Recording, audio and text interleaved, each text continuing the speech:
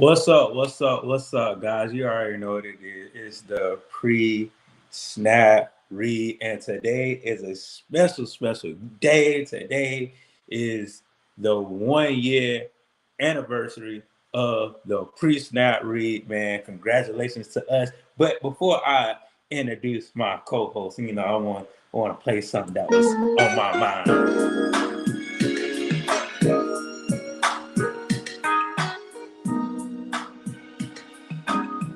Now, before I introduce this, person, I want to give them a shout out to them. Thank you for coming on every week. I've been coming on the show.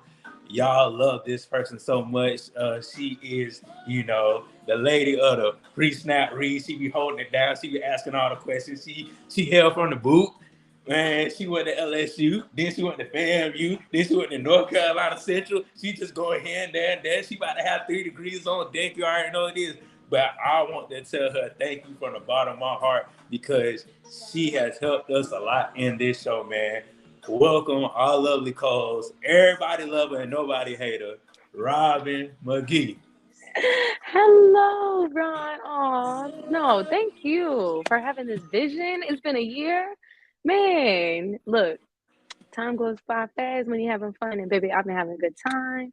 It has been great having pre-snap read in the building. And honestly, I just love how you had this vision and you were like, hey, Rob, I need you. Like a I lot of need people are not doing that enough. You know what I'm saying? Just being open and vulnerable. Just being like, hey, I need you. Let's work together. And I was, you know me. I was like, look, if I could talk, I'm there in here. It's been exactly. 365 days. Okay, March 1st. 365 days, 365 days. Jerry will show up in due time. I will give that man his flowers when he do show up. But let's go ahead and get into it. This is just a round robin for us, man. This has been a long week for us. I know it's been a long week for everybody else. Look, we're here though. We did it. We're here. We're here. Go Yes. ahead, Robin. Jackson State girls win the SWAC again in basketball. This is exciting. We saw how they were, rocking the house last year. How they came to a successful ending, and now to do it again, like that is amazing. Thank you, Mr. Campbell. That is amazing to have a repeat. You know what I'm saying? Like we all know as athletes, as coaches, it's difficult to be able to do that again. So for them to shoot it down, no pun intended, and come out there and rock the house, like, yeah, that's really dope for them. I'm very excited. Yeah, go Jackson State, and they needed to win because they've been in the news for a lot. And honey, after all of that, we need some better content for Jackson State. Exactly. So good for them. Exactly. Shout out to Coach Reed and them girls, man. Like I think this is their 4th year winning the SWAC again. I don't see them losing in the tournament. I really don't. So I feel like they're making their way to March Madness where they can get that easy win in the tournament. Yeah. That's what they've been preparing for. That's why they play these big schools in the beginning of the season so they can have a resume for this March Madness, man. So shout out to the Jackson State girls. Keep doing it, keep pushing it. We're gonna be supporting y'all. And that tournament coming up pretty soon, and we definitely gonna be covering that too. But love y'all Look, girls at right Jackson into State. Women's History Month, man. Like, you know what I'm Exactly. saying? I know that's right. Shout out to all the ladies that are out there doing their thing in the sports world. We see you. We see Hmm. y'all. We see y'all. We see y'all. And shout out to our AD too. It's her birth. I think it was her birthday today. Shout out to FAMU's AD. It's her birthday, so shout out to her. Keep doing big things. Keep pushing FAMU forward. Miss And happy Sugar birthday. Yes, and then to top it all off, Norfolk State girls win the MEAC. This is awesome because we know how well that they've been doing across the season. We haven't been able to talk much about it because football has definitely been taking up a lot of our space, but the Yeah. basketball, field is definitely putting in those numbers, putting in, all the different accomplishments and things, and it's great to kind of see how you've watched these teams grow because I feel like Norfolk has definitely been in a lot of our conversations as far as basketball on the men's and women's side. Yeah, So for them to really, come out there and do great, it is awesome to see. So, and it was a good game. I'm not gonna hold you. I saw a little bit of it. You know what I'm saying? I was like, oh Lord, here they go. There they go, yeah, both of them, definitely. both teams. So yeah, it was great. Shout out, shout out to Norfolk girls. They've been doing their thing. I think they coaches just their head coach just got over 100 wins, Yeah, and in this day and age, that's hard. That's hard to maintain. That's hard to stay in one place and get over 100 wins when coaches just moving left and right, left and right. And he right. got 100 wins with that school, so that's amazing. Shout out to the girls. But Robin, the matchup I really want to see, and oh yeah, and shout out to Coach K. You know, I gotta give a shout out to my Oh dog. yes, Coach K, Yeah, Coach shout out to my K. Let's dog, Coach K. get He it. is assistant coach for the Norfolk State girls. Y'all keep pushing forward. And Robin, the real thing I want to see, when we gonna see this matchup, Jackson State versus Norfolk State. That's When what are we going to see this matchup? that's what I was trying to say. This is look, it needs to occur, it needs to happen. We all need to pay witness to it because that is a game. That will be a game. Yeah, Because I mean, just seeing the powerhouses between the two teams, like those young women are not playing. Like they playing, but they not playing. exactly, exactly. And like we always been saying for the past year since Mhm. we've been on here, when we gonna get this basketball tournament thing with the girls and the boys in Yeah. like in Atlanta. That's the meeting distance for those two schools. So definitely somebody please put Okay, this so on. let me ask you this because this is very similar in the idea of the celebration ball, right? Hmm. So football got their stuff, but basketball doesn't have one. So do we really think that Atlanta should be the spot for the basketball game as well as, what football got going on, or should they kind of do something different? Because I ain't gonna hold you. I was thinking like a Houston. You know what I'm saying? Something that still has that vibe of a lot of Black culture.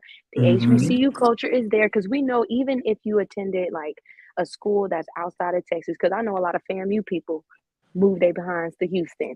I Yeah, know they, some Louisiana people move their behinds to Houston. And there's already some, colleges out there. You got PV, you got Texas Southern. So it's like, do we want to overload the Atlanta as the black hub, or I feel like a good goal is to kind of spread us out, because you know what I'm saying, because you got the southeast with Atlanta, but like we need something more centralized, you know what I'm saying? I don't know, that's just my thing, but I don't know, Atlanta be doing a lot. Not the same weekend. That's the yeah. Nah, we I ain't never would. gonna go out to eat. We can't What? eat. Y'all gotta pack lunches. If we do all of that, we have to pack lunches Yeah, because how we absolutely. gonna eat? There's too many Um, people. but Rob, and the thing about that is like Houston, that is a good idea. I like that's the town that black people thrive. It is, and I can't Hmm. argue with that. That's new scenery. That's somewhere they would love to have something like that, Yeah, basketball wise. They would for love sure. to. Even though Atlanta has this football in Atlanta, that I can give that to you, Robert. I can give that to you. Right. Because it's Yeah, kind of it's like the brother sister vibe. That's what I'm thinking as far as yeah, like the Houston and the Atlanta is like this brother sister kind of like we have the same vibes. You think of like the culture, think of the food, like all of the things that would cater into fans in addition to the universities. But really, if we're talking about like revenue, we're talking about profit, we want it in a city that's going to build that. And Atlanta, as we know, has that. I feel like New Orleans also has that as well. But now New Orleans is like the hub for different events. You got the HBCU Legacy Ball. You had the All Star game that was down there for basketball. So it's like those types of cities, but we're branching them out. I feel like, and that's what's making it important for the fans that may not be able to get to Atlanta, but they can be able to get to Houston. You know what I'm saying? Like yeah. that's what we're trying to to do. And I feel like that would be really dope for them to be able to branch out and do that, especially you don't have it. So this is a blueprint. If somebody is in the HBCU world and wanting to have like a basketball celebration game, whatever, take it to Houston. That's what I would say. You're right about Call that. us though, because this is our idea. Hey, talking about calling and talking about certain things, and hold on for a second. Hold on for a second. You gotta take a quick commercial break. We gotta take a quick commercial break. One of our lovely co-hosts just arrived. Like I said, guys, it's our 1 year anniversary, and I want to give my flowers to this man right here. I met this man also at FAMU too, man. Once I called him and made that phone call talking about let's make a YouTube channel for HBCU football, HBCU sports. This man said he was down. I wanted to thank him from the bottom of my heart, from another brother from the Carolinas. Me and him really see eye to eye. All three of us see eye to eye as far as certain things. And I gotta play the music. I gotta play the music too. I forgot.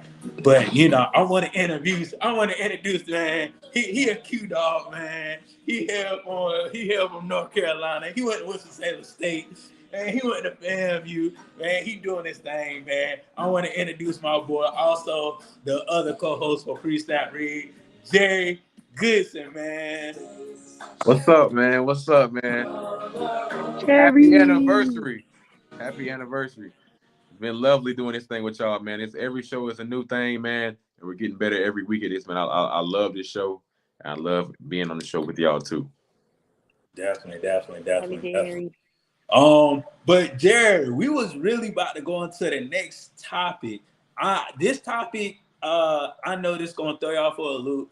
Commentary for HBCU sports. Now, I'm gonna go to Mississippi Valley State. I think I send y'all the clip, but for my fans out there, I'm gonna definitely let them watch it. I'm gonna bring y'all down and I'm gonna bring y'all back up to definitely let y'all watch this clip. And how do you feel about commentary now and how Mississippi Valley State is doing their commentary for HBCU sports? So hold on for a second, guys.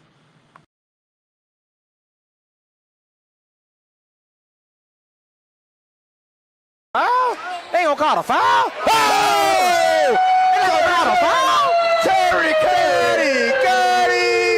He's handling business at the R.W. Harrison complex. He's single-handedly. Terry Cuddy is on fire. He got the Delta Devils in his Someone backpack. needs to cut a He got fan the on Delta her. Devils in his backpack. It's hot in there. Someone needs to cut a It's hot in fan there. on. Oh my It's getting God! hot This in ain't handling here, Caleb. business. We were asking to feel the atmosphere in the R.W. Harrison complex. We lit.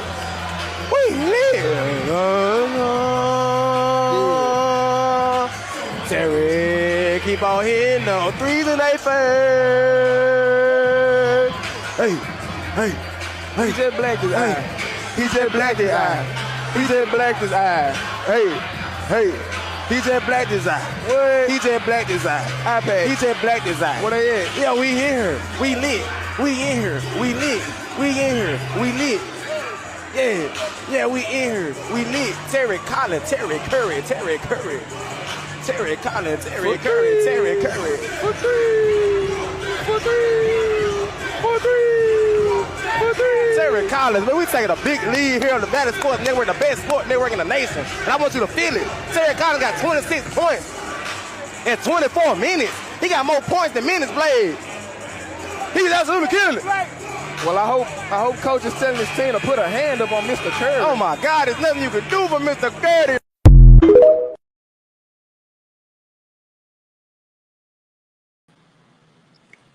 So, guys, my thing is this. We have the old rusty and dusty HBCU commentary, and Mississippi Valley State changed it up, threw some swag in there, threw some young guns in there for an internship, and now you see the finished product of what young people can do and how exciting it is. What are your thoughts on new commentary versus old commentary? So for me, it's always going to be pushback in anything that you try to do that's different.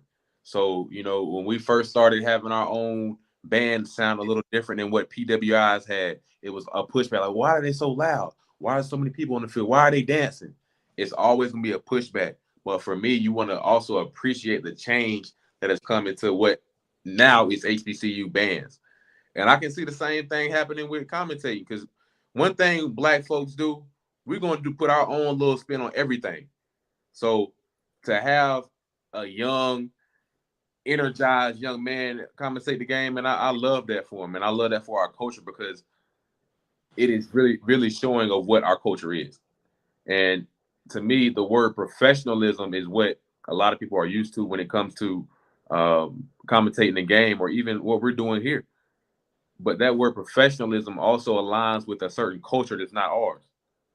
So for us to truly be ourselves and comfortable in our own skin, I think it's only right for us to be able to act as our own culture and our own professionalism. So that's my viewpoint on it, man. I'm all for it, man. Young men, keep doing your thing, and hopefully other HBCUs do the same thing.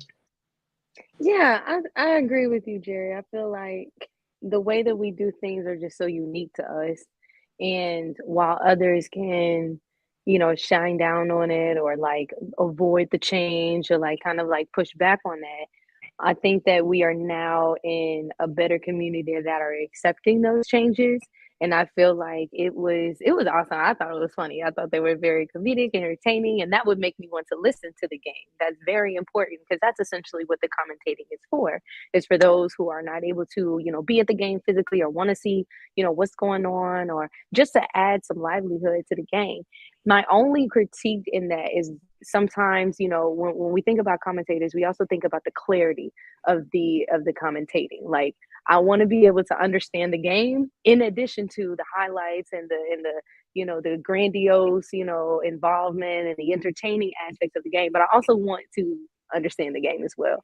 And how it's being played and things are going out. So my only critique would be like just kind of be mindful of I don't want to shine away from like the fun, but like just make it clear. Like some of the stuff that they were saying, I got lost, and I was like, "Wait, what happened?" And it's like, as I'm watching them, you know what I'm saying. I can kind of pick up on what's going on, but like when you're thinking of listening, right, or just like as you're watching the game and you're trying to follow what's going on, sometimes it can get a little hazy when you are having a little bit too much poke of fun, a little bit too much comic relief. Like, just make sure that you are actually commentating on the game as well. But as far as the energy, as far as the style, as far as you know what I'm saying, the uniqueness again that you are adding to it and the changes that are coming with it, I agree. I think it's really dope, and I think that more people should be able to emulate that. Because if that's your style, if that's who you are, then that's what you should be highlighting. You shouldn't have to change and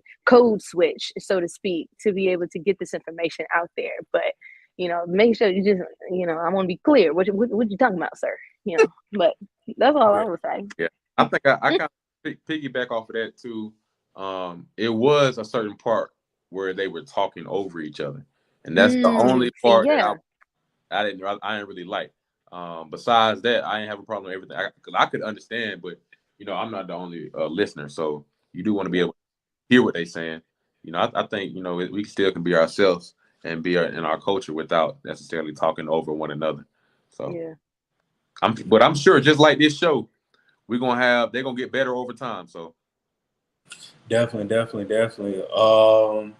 a good question. Jay Good got a good little question, man. Those students are who strive to be commentators at the least highest level. Does this? Yeah, I think to answer your comment, Jay Brown, is like, one, it depends on if they really want to go into that field in the first place. Because if they're doing this just for the hell of it and just for the fun of it, do what you do. But I think it's also important to, understand the role that you would like to be in and the path that you have to take. And sometimes it's, especially for us as this Black community, you want to be taken seriously. You want to be taken in the light of, we want to hire you because I know you're going to put forth the effort into the responsibilities that we have expected of you. So if that means, to cater in, the things that are kind of expected in that field, then yeah, I would, say, like I just mentioned, the critique of being clear, being, pronouncing everything, to announcing everything, to, making sure that you are catering to a wide variety of listeners. Like Jerry said, he understood something, but I didn't. But I still want to watch the game. Like I still want to be Yeah. So I just think that, like, depending on the avenue, and like, because every commentator is different for every sport, for every field, so it really just caters into who you want to go into. But I still, 10 toes down about, like, keep your style. You know what I'm saying? Don't let that go. Keep your style, because if that's you, that's you.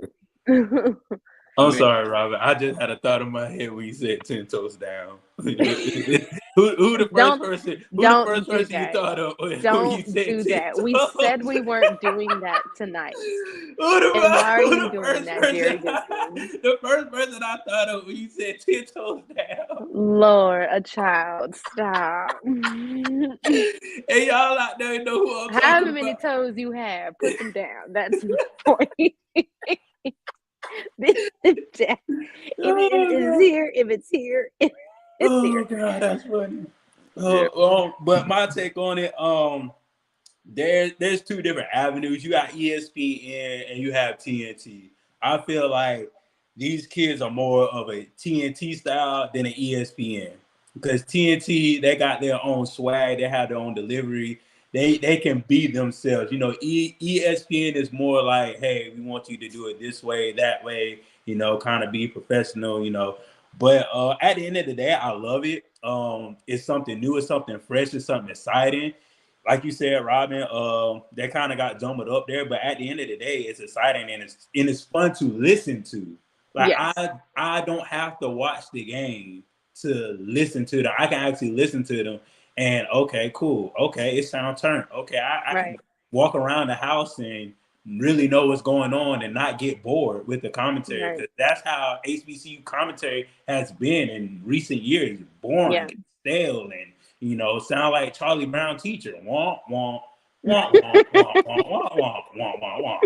And like, hey, you be like, bro, you might as well just mute the TV and just watch the game like that, because it's not fun And to have your listen own to. commentating. But it's like, you make a very good point, Ron, because it's like, how do we really listen to the games? Like, when we really listen to the games in, like you said, in your kitchen, you're in your car, wherever, we're very lively. You know what I'm saying? Like, we are excited, and when we talk about it, we are just as excited as those young men that were doing the commentators. So it's like we all amicably were on the same page. So it's like, that was very exciting, because we're like-minded in a sense of how we react to the game. So I think that was very, very cool to kind of listen to and see. And I hope they continue doing it. Honestly, if we want to be honest, I think this day and age where we have Twitch, and all these other streaming platforms, people will be themselves and they make a lot of money being themselves. Yeah. It wouldn't be outlandish to even say that commentary could go in this direction in the next 10 years. Yeah. Even right now, like a guy named B Dot. I don't know if y'all ever heard of B Dot, but B Dot was the announcer at Winston-Salem State when I was in school, and now host at UNC Chapel Hill. So, like, and what he does, he brings the same type of energy, being an African American, just having that culture and bringing that to the Smith Center, and people love it. So I'm kind of on the fence on this. Like, it's you don't have to be a commentator for ESPN. You don't have to be a commentator for TNT. You can go the route of being a host for a basketball game. You go the route of being a host for like the Harlem Globetrotters. They always had like that was always interacting with people, kind of like how N1 was. So I mean, it's definitely a future in as far as a career in this type of commentating. It may not be ESPN, but it's a lot of routes that they could go and make a lot of money off of it. Definitely. But shout out to Mississippi Valley State. Shout out to them two boys. If you're watching, if you see this, shout out to y'all. Hit us up so we can bring y'all on here and we can talk about this, this commentary thing with y'all, man. But shout out Mississippi Valley State. HBCU Legacy Bowl recap, guys. And y'all know, Mr. Jerry, you was able to see it firsthand. Talk about a little bit of things that you saw, things that surprised you, things you was like, what you doing? Talk a little bit, because I know there was some moments it was, what you doing? we'll talk about the good, the bad, and the ugly. So, first off, I want to shout out, to I saw a lot of people that I have dear relationships with at the Legacy Bowl. Starting off with DeMonte Rim, the guy we interviewed. He's a guy I grew up with and grew close with. The coach for the Legacy Bowl teams, one of the teams, Coach Richard Hayes. He's actually my coach at Winston-Salem State, and I saw him the first night down there. So shout out to these people. Trip Harrington, he played at the same high school as me. Shout out to Xavier Smith. Shout out to all these people. But let's go through the good, the bad, and the ugly. So the good, the first thing I saw, man, a lot of talent, man. It was a lot of talent out there. I can't remember the guy's name exactly, but he was number 27. He played on the Team Gaither. He was a DB. He was about 6'3", 6'4", probably about 205, 210, man. He was flying around, man. It's guys from all over that are out there playing and doing great, man. I think they made a lot of improved their stock, their draft stock. Like I said, man, my guy DeMonte Rim played really well. I think he had about 6, 7, 8 tackles. And he only, they don't play the whole game. They only do like certain possessions, so everybody can get the same amount of time. On the other side, you got, Xavier Smith, 8 catches, 92 yards, a touchdown. The only touchdown of the game, right, was scored by FAMU's very own Xavier Smith. He ended up getting the MVP. That was the beautiful, man. That guy is very humble, very deserving of everything that God has coming his way. Let's go to the bad. The bad, it was not very offensive game. That's really what surprised me. The score was 10-3 at the end of the game, so it was not a lot of points being scored. I don't know if a credit to the defense or that's a credit or a discredit to the offense. But it was not a lot of points being scored. A lot of hard hits. And it was overall, it was a defensive game. Then you want to get to the ugly. Some of y'all Bama shouldn't have been out there. Some of y'all Bama shouldn't have been out there, man. It was so many fumbles, QB exchange drops, man. It just looked bad at certain positions, man. And I think that was a huge impact on the scoreboard. I want to say, man, it was around, I think the first play of the game for one team, a guy fumbled the ball. Yep. You remember seeing that, right? Yep, first play of the game. That was how it was the whole game, man. It was fumbles left and right. And it wasn't like a fumble from a receiver or a running back. It was just a quarterback exchange, man. But, when you have games that are like this where guys don't really have chemistry with one another, it's very easy for that to happen. So it's not like I'm trying to take anything from the athletes. I don't know how they could do a little better job, but it was bad when it came to the play of the game, the flow of it. It was like, yeah, that's too many fumbles. It's too many fumbles. But overall, man, the experience was great, man. I talked to Xavier, talked to DeMonte Rim, talked to some other guys, talked to number 27. I can't think of his name right now. A lot of guys were out there, man, making names for themselves. Did he play for Team Gaither or Team Robinson? Gaither. Gaither? Yeah, Gaither. He was from I want to say Tennessee State. Okay, I think he was huge, man. He was about 6'3". I want to say he looked like a DB more than anything, though. I mean, a safety more than a DB. I think he's from Benedict.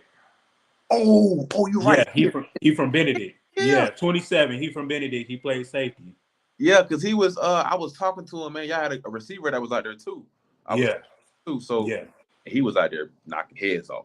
Yeah, he liked that. He liked that. Him, number 11 and number 16 were out there knocking heads off left and right.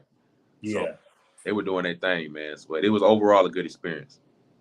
Yeah, from me watching the game, they showed a big light on HBCU, as far as commentary, as far as Jameis Winston being out there. I enjoyed listening and just enjoyed them, playing the flow of the game. Like you said, Jerry, the fumbles, that's what really killed most of the offense for his quarterback exchange. To me, I don't know. If I'm a scout, I feel like you should be able to take the snap from anybody, because what if your center goes down and the backup goes in? You should be able to take the snap from him, just like you should be able to take the snap for first string. So it's a lot. It's not a lopsided fence, but you have to work over those things. Like you should be working on those things during during the season or during that time, you know he was going to be in the All-Star game. That's how I feel about it. But I'm not a quarterback, so I really can't say too much. But at the end of the day, I feel like both of the defenses, they did a tremendous job. They really couldn't blitz like that. You had to run a 4-3. And I feel like that kind of set a tone for us, the offense too. You only can do certain things in a zone. You really can't open the playbook like that. So, but shout out to the defense because they was flying around the ball. I can't say that. The defenses was flying around the ball, and they took the turnover opportunity as far as those fumbles. And, at the end of the day, shout out to Xavier Smith because, they spotted the light on him all game. And he showed out with, 9 catches, 80-something yards, 1 touchdown. Like you said, the only touchdown that was scored in the game.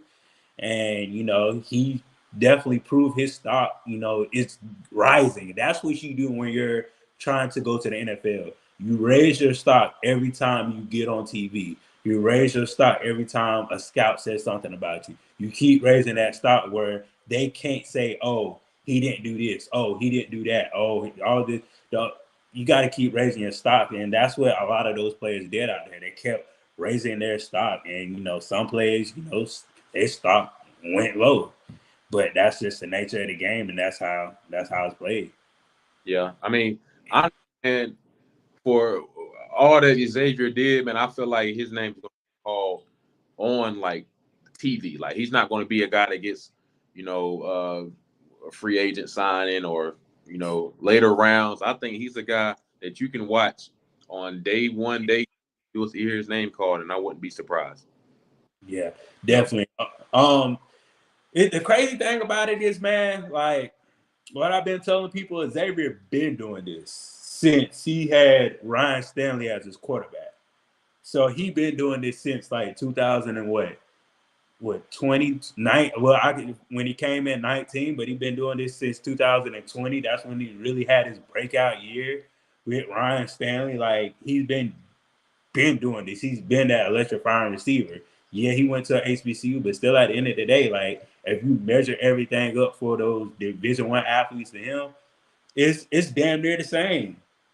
Catches, yards, touchdowns, running routes. If you put him on the field, he's an electrified player. He's going to run his routes. He's going to be open. He's going to catch the ball. So I'm glad they really showed the light on him because he definitely deserves it. And I feel like he's definitely going to go to that next level. Like you say, his name is going to get called on TV just because of this game and the games in the past. Man, I was with Zay, man, right before on the last day, and I hope you don't mind me sharing this story, man. I think it might have been his little brother or something like that. And Zay done had a big day. Zay had 9 catches, 8 catches, 92 yards, and only touchdown of the day. He come back, he see his little brother, man. His little brother said, "Zay, why you ain't do a backflip?" I'm like, bro, you can never do enough for the kids, man. The kids always want you to do. I think that's his nephew. I think that's his nephew. Yeah, that was funny, man. He said, "Why you ain't doing backflips, Zay?" Hey, bro, that boy that scored. When you do something for a kid expect more. When you do that one thing, bro, that's what I learned. When they see you do something, when they see you fly, they want to be like, "Why didn't you fly to the moon?" Right. Right. It took all my energy just to do this, and you expect me to go to the moon?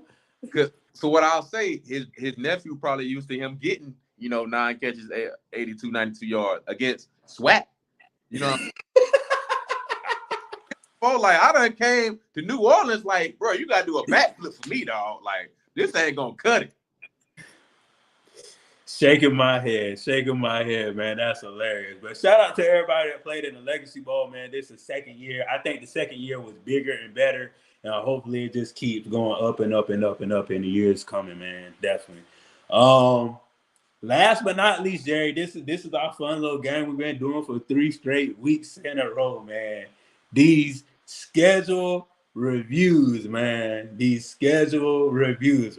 So I'm gonna break it down and tell you what I got for my little teams, and I'm gonna tell you what Jerry got. For Southern, I got 8-3. This is for this year coming up. Southern gonna be 8-3 this year. South Carolina State is gonna be 7-4. Tennessee State 6-5. North Carolina A&T 7-4. Jerry, almost similar numbers, but kind of we competing right now. Southern 8-3. South Carolina State 6-5. Tennessee State 5-6. North Carolina A&T 6-5. This week we got Hampton and we got Mississippi Valley State. First, which one you want to do first, Jerry? Which one you want to do, man? Since we were just talking about Mississippi Valley, let's go ahead and do them first. All right, man. Let's go to the Mississippi Valley State. On the chase, Mississippi Valley State. On no skates, hey, Mississippi. MISSI. Mississippi. Yes, sir. Yes, sir. So, you want me to go first, or you want to go first? Cause if you want me to go, I'll go. I'm gonna let you go first.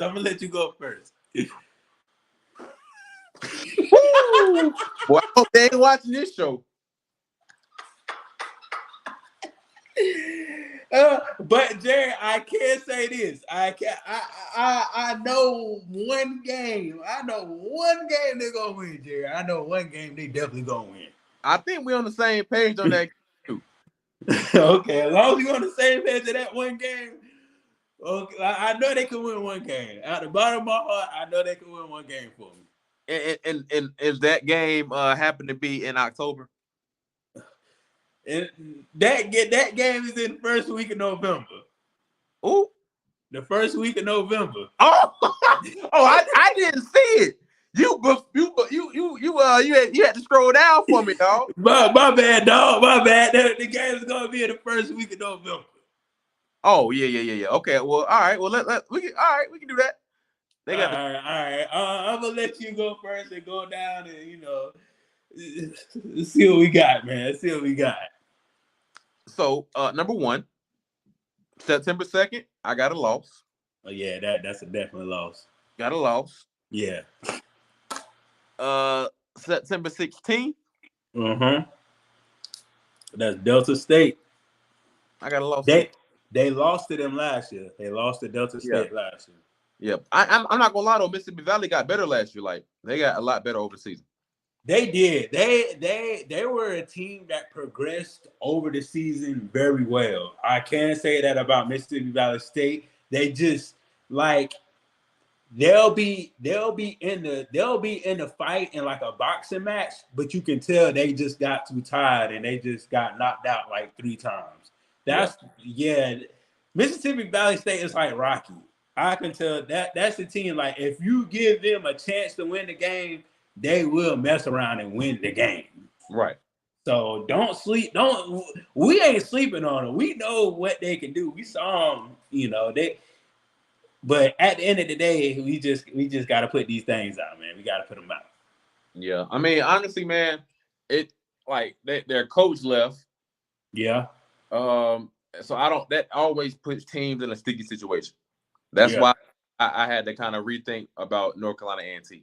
Because you don't know where the program's going to go. That's why I always kind of stay, kind of mid-level, 6-5, 5-6, when it's a new coaching staff.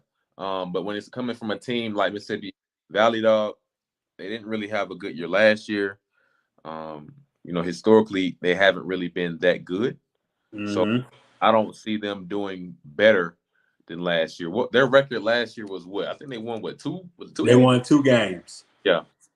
So they beat PV, and who else they beat? It was like the last 2 games or something. I know they beat PV. Yeah. I don't see that happening twice. Beating PV. I ain't gonna lie to you. I got them losing Delta State, losing to North Carolina Central, losing. Losing Prairie View. I got them beating UAPB. Okay. Yeah, I got them beating them. Okay. Because UAPB does have a new coach this year. Oh, they do?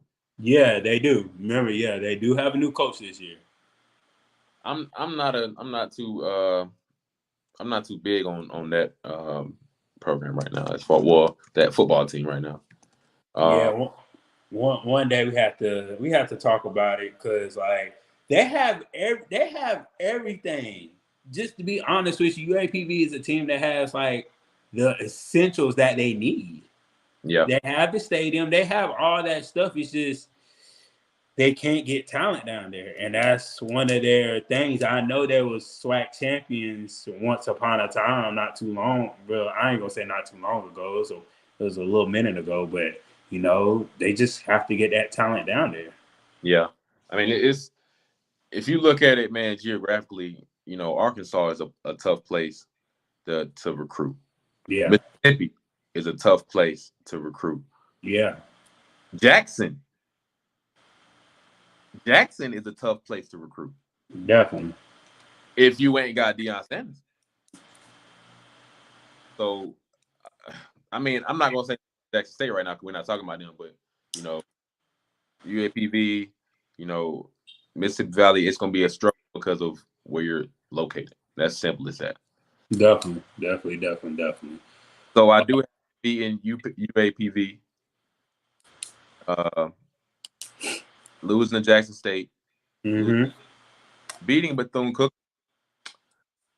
Surprise. I don't think that's a surprise no more. And I got them losing the last two, man. I honestly, man, A&M, Alabama State A&M, I think these programs, with the facilities that they have, man, I think it's going to be a turnaround. So, Jared, this last game, this Alabama A&M, will they have another season like last year? Like, I didn't expect A&M to have a season like that. And I know you didn't because, that's your former coach.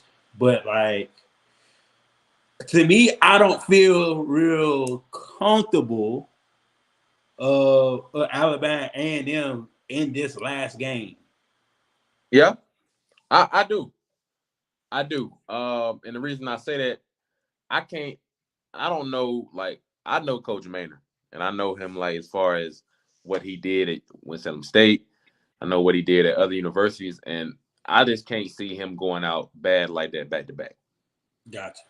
I can see it might happen one year, but how I know him as personally, like how his mentality is, his ego, bro, he's not about to go. That guy he's a big football guru, offensive mind, quarterback minded. That's you hear me? Yeah, I can hear you. That's why you saw with Akil Glass how he kind of like transpired and got better. So he knows how to develop quarterbacks and develop talent. So, I can see them turning it around. What you got?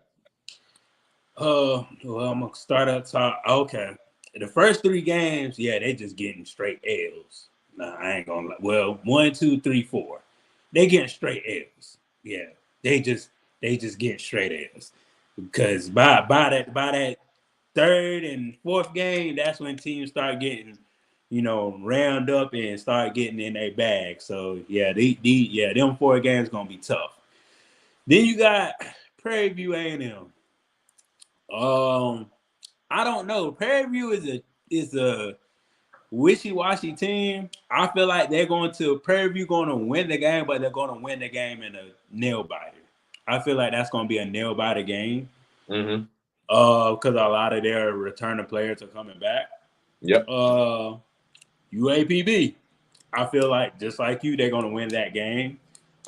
Jackson State, yeah, they're going to lose that. And just like FAMU and North Carolina Central, they're definitely going to lose that. Yeah. Alcorn, the team that they beat, will it happen again? I don't know. I don't think so. But anything can happen in the SWAC, But I'm gonna go ahead and get Alcorn a W. Bethune-Cookman Wildcats, yeah, y'all gonna lose every game. I don't even know if we should do a schedule review for y'all. I'm sorry, y'all. My bad, but I'm just speaking real. Y'all gonna lose every game. Y'all got a coach that a player from Florida State said he know more than the coach. So if a player said he know more than coach, how did y'all get him as a coach? That's my question. But that's another topic for another day. I'm just saying, Jared. The player. I didn't say it. The player said it at Florida State. Yeah. So Alabama State. Their defense is tremendous. They're going to win that game. Then you have Alabama A&M. That's on their senior night. I feel like this game is the most upset alert game of the year for them. Mm-hmm. They can honestly get 3 wins. That's just how I feel, because they can just come in and take over and do what they have to do for the game. So, this is one of my upset alert games. So I'm gonna say they're gonna go 3-9. They're definitely going 3-9 this season. So that is my projection of I said Yeah, you said what 2 and what ain't it 2 and I said 3-9 ain't it 3-8. Oh, so I got 2-9. Yeah, I only got them to winning 2 games. Yeah, so 3-8 and you got 2-9. Okay. Yeah, Mississippi. But Jerry, at the end of the day, I feel like this team can shock anybody in the SWAC. They can shock anybody on any given Saturday. So you never know. They may pull out 5 games this year. So yeah, this team is a lot better than what I'm giving them credit for. Yeah, but I tend to rely on history repeating itself like it usually does, until I have a factor that's changing it, and I don't think I have that factor just quite yet. Definitely. And so I got 3-8. Jerry got 2-9 for Mississippi Valley State this year. Man, I'm keeping record of all this so we can figure out what happened, what games they lose, and we're going to keep it in the middle of the season and see what we can transpire from there. But we are definitely about to move on to the next one. We are about to go to Hampton football. Now, Jerry, when I saw this schedule, I was like, whoo, this is a good little schedule right here. I saw the first 3 games. I was like, whoo, this is a good little schedule right here now. Yeah. When I saw it, I was like, okay. But Jerry, when your eyes hit these first 3 games, what are you thinking? Let's see.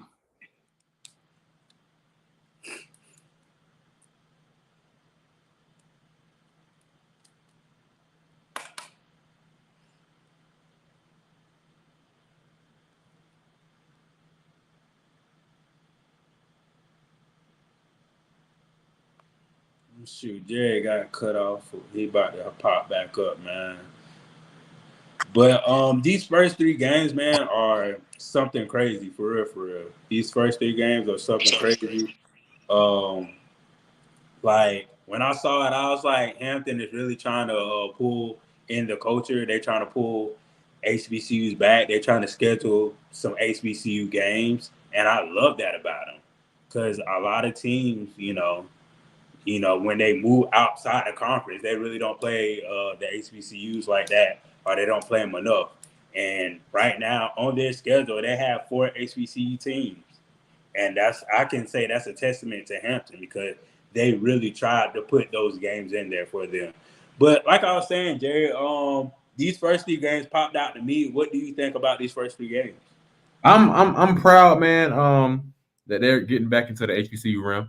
I never liked that they left, the MEAC. They were kind of early on leaving, them and North Carolina A&T. So I was never a fan, of them leaving, but I do definitely understand the reasoning behind it. But the first 2, you got Grambling, you got Norfolk State. I'm big on those, man. I'm big on those games, and those are going to be a lot of money making games because the fans want to see a HBCU football. You know, they don't like that they left the conference. Yeah. It's no HBCU fans that like playing Richmond, that like playing Gardner Webb. You know, they don't like that. They want to play Southern. They want to play Grambling. They want to play FAMU. They want to play North Carolina A&T.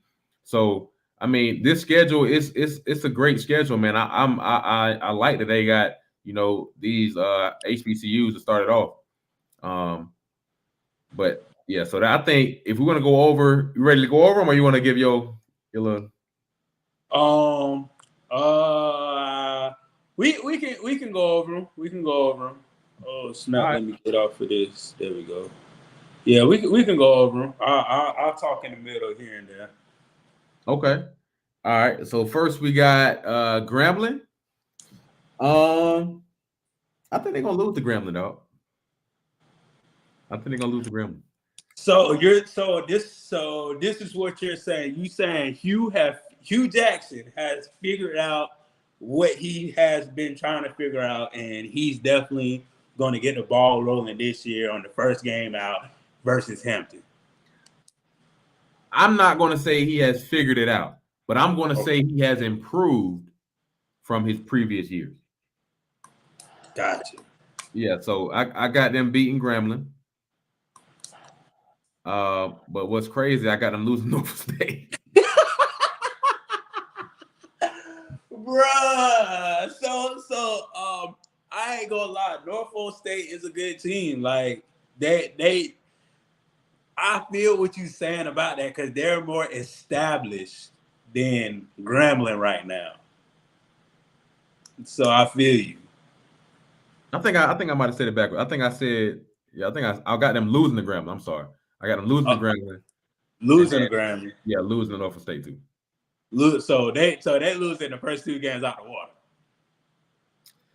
Might be 3. No, I ain't gonna lie, Jerry. I'm still like, for me, that third game, I'm still salty about last year when I picked them for the SWAC versus MEAC cricket thing in the beginning of the season. I'm salty about Howard because I picked their ass and they lost. I'm still salty about that. And then they came back and tied for the conference champion. Now what kind of sense that make? They did that just for you, bro. They wanted to make you mad, bro. And whatever money you lost on that game or whatever you had going on, they did not. Well, guess what, Howard? I ain't picking your ass because you don't care about athletics. That's why I ain't picking your ass. Yeah, I'm not gonna lie. I'm not picking them either. I was just blowing smoke, man. I think they're gonna beat Howard. They're gonna beat Howard. I don't believe in Howard's football program as a whole. I believe in their players. I believe in their basketball. Oh yeah. They got good players in football too, though. Like their receiver, they do. He's good, bro. Yeah. I believe in their basketball and golf. If you, I believe in their golf. You know, they sponsored by Curry. You know, that's all. Yeah, this basketball and golf. Do you know what year that quarterback was? No, I actually don't. That's going to tell me a lot because he played pretty well, man. I think he played better than I expected him to. Definitely. And the receiver, that chemistry was something serious. So I got Hampton losing to Grambling, losing to Norfolk State, beating Howard. So that's 1. Losing to Richmond, losing to Campbell. I don't know too much about this team. I'm not gonna lie to you. I ain't either. So I'm gonna just say they're gonna win that game. So that's 2. Delaware, I don't think they're gonna. No. A&T, no. The Black Bears of Maine. Jerry, they in Maine, so they got old linemen that's like 3 something. No. 6'9".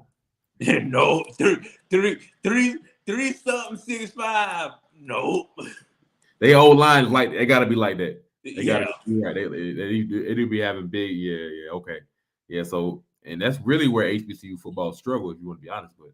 Yeah, in the trenches, man. So yeah, Maine, that's another L. William Mary. Wow, I got them winning 2 games. I didn't want to do them like I really like Hampton. Yeah, I like Hampton over Howard. Me too. Jerry, I'm gonna put myself out on the limb. I feel like this.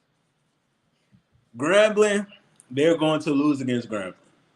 I feel like Q, he should have his stuff together. If Yeah. you don't have his stuff together, I'm gonna be very disappointed. Because you came here for a reason. You didn't come here. You didn't come to Grambling for nothing. You came here to prove yourself in the SWAC. And all the stuff you've been talking about, all the recruiting you've been doing, driving those cars on the field and everything, the Rolls Royces on the field, doing all this other stuff. Well, you better put your money where your mouth is. That's how I feel. Right. You better put your money where your mouth is, and I feel like Grambling should win this game. But I don't doubt it if Hampton pull out the W. Yeah. I really don't doubt. Norfolk State, I feel like Hampton should beat Norfolk. I honestly do. I just feel like Hampton should have a better team than last year. Then you have the battle of the HU. I ain't picking Howard. I'm not. I'm just gonna call it like it is. They could probably win every game of the season. I still ain't picking them to win that majority of the games. So that's just how I feel. I'm sorry, Howard people, but I do cheer for y'all for basketball. When it comes to basketball, we in there. When it comes to golf, we in there. But everything else, we ain't in there. So that's just how I feel about that. Richmond, they're a proven team.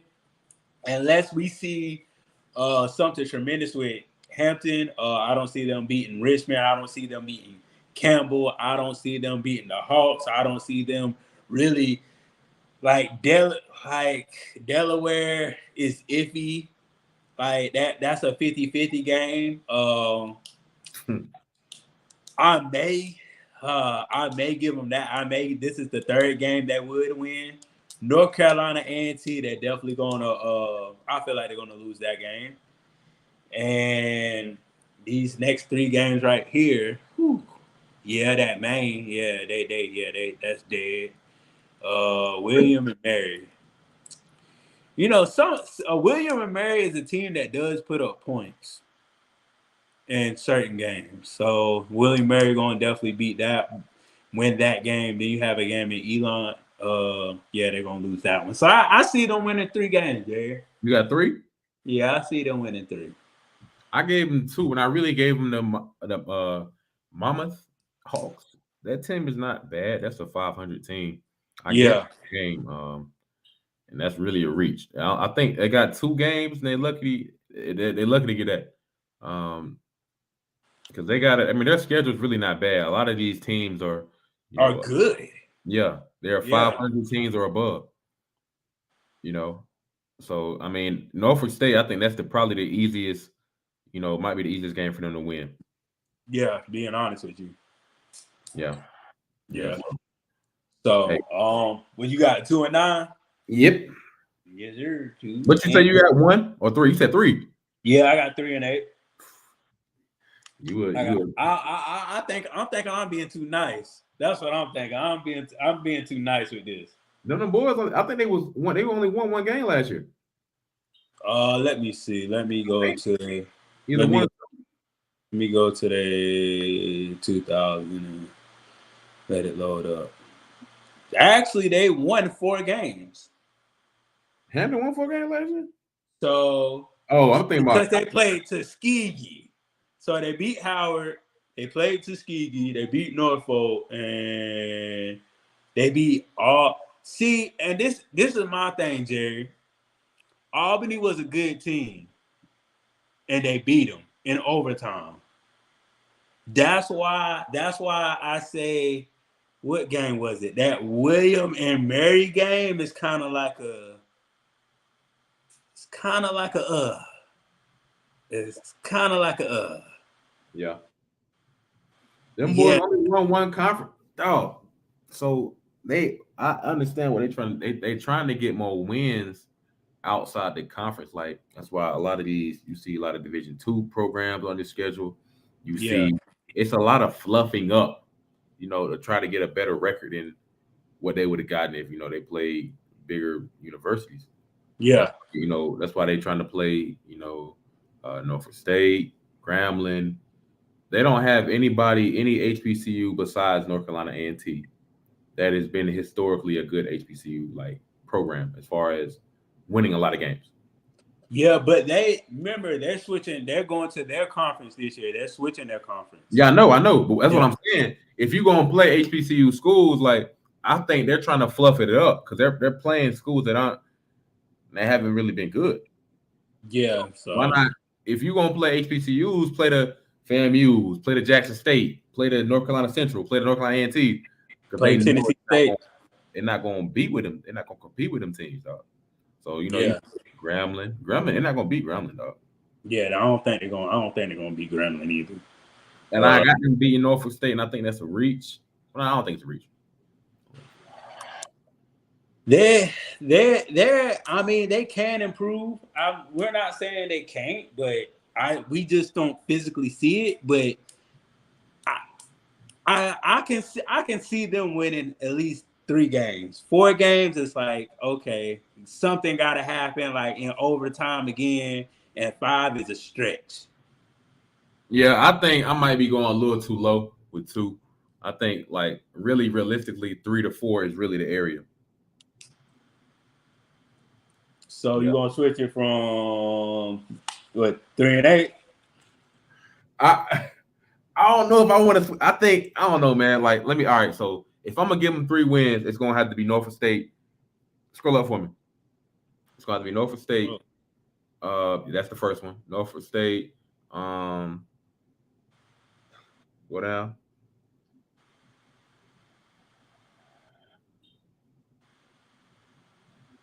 Yeah, I stay with 2, dog. I'm gonna stay with 2. You're gonna stay with 2. Yeah.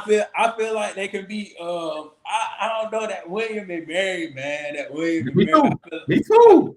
I feel like they can beat William and Mary again. And that game is home, and that's senior night for them. I feel like they can win that game. Yeah, I mean that's the game I was caught up on too. So that's why I'm staying at 2 because a lot of these teams are actually really good teams. Yeah, they really are. Yeah, these teams, especially Campbell, how they reloaded. Campbell gonna be dogs. Yeah. I mean, honestly, bro, this team, like this schedule is so evenly distributed. This team could win, you know, from 2 games all the way to 5 games. Yeah. No, I don't think I'm gonna win 5 games, but I think I'm reaching the lower tier when I say 2, and I think they can easily reach 2 and do better than that. So I'm gonna stay at 2 to 3. That's really my range. I ain't going no higher than that. But 2 is what I'm there. I feel you, bro. I feel you. So for Hampton, Jerry got 2 and 9. For me, I got 3 and 8. But you know, we're gonna see what they do this season. I hope they surprise us. I hope they do well. We always want our HBCUs to do well outside of HBCU conference. So, you know, I hope they do tremendous job this year. We know they doing their thing in basketball. We don't have to worry about that sport at all. But yeah, man, let these boys loose. You know what my old ball coach used to say, man, let these boys loose. Let the boys play, coach. Yeah, let these boys loose. Hey Jerry, let the dogs loose. Let the dogs out. Sure, but Jerry, anything you want to say for 1-year anniversary? So many things happen. Anything that comes to your top of mind as far as the shows we had, as far as the people we interacted with, man. Man, it's been a great year, man. You know, we started off, you know, kind of unsure of where this platform would take us, man. But I'm really proud of the growth and the development of each individual that's on this show, man. So I got a big shout out to you, Ron. A big shout out to Rob. I know she's not here right now. A big shout out to Robin too. Y'all have really been the glue, you know, of the show. So Ron is always the one steady, like, yo, we gotta get this in this time. Y'all coming, y'all good.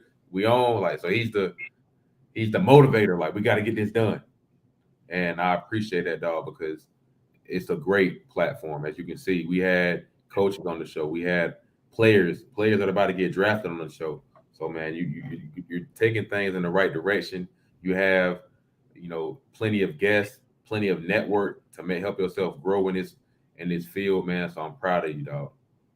Definitely. Thank you, man. Thank you. And I'm just for me, I'm just proud for the people that watch. You know, y'all don't have to take the time out your day to watch this show. Y'all can watch anything in the world. You can watch cats play piano, literally. Because literally people watch cats play the piano. But I just want to give a shout out to everybody that watched the show. I want to give a shout out to the people I conversate with as far as you can do it. That people motivating me. Just give a shout out to the HBCUs, the HBCU culture. If I didn't go to the HBCU, none of this probably would have happened. So I just got to give a shout out to the culture. Then give a shout out to both of you guys. Little y'all motivate me. Y'all make me strive to do better. Y'all make me, be on my stuff. Y'all make me, think about new things or think about stuff to come up with or think about new ideas. Just me being the funny, charismatic dude, I got to do more. I got to keep pushing the button. And, one of these days, all of us are going to get together. We're going to look back at all this and say, man, we built this. Not just me, it's y'all too. Because if it wasn't for y'all, it wouldn't be the pre-snap read. Because Bridges on Top, always going to be Bridges on Top. But the pre-snap read is a pre-snap read, So I like to thank y'all, especially Robin. She's not on here now, but she had to go study. She got a whole bunch of exams she got to do. But just thank y'all, man. Thank y'all for keep pushing. And Jerry, like I said, thank you for, being a HBCU insider because, Jerry know a lot of things that I really don't know as far as the coaches, as far as the players and stuff like that. Yeah, no problem, man. I enjoy it, man. Let's continue to build our network, dog, and see where this goes. Yeah. Thank you for everybody that's watching. Thank you for everybody that's continuing to watch. We're gonna keep growing. We're gonna keep pushing on new things. Thank you for Scotty, for people to watching on Scotty 2.0. Thank you to him, and thank you to Miss Offscript too, for just letting us be on this platform so we can grow our platform. But make sure you follow the Pre-Snap Read on IG and Twitter. Make sure you subscribe to the Bridges on Top YouTube channel. We're gonna be on here every Wednesday, 7:35. Watch us, enjoy us, comment, and hit us up, man. But we love y'all. Peace out.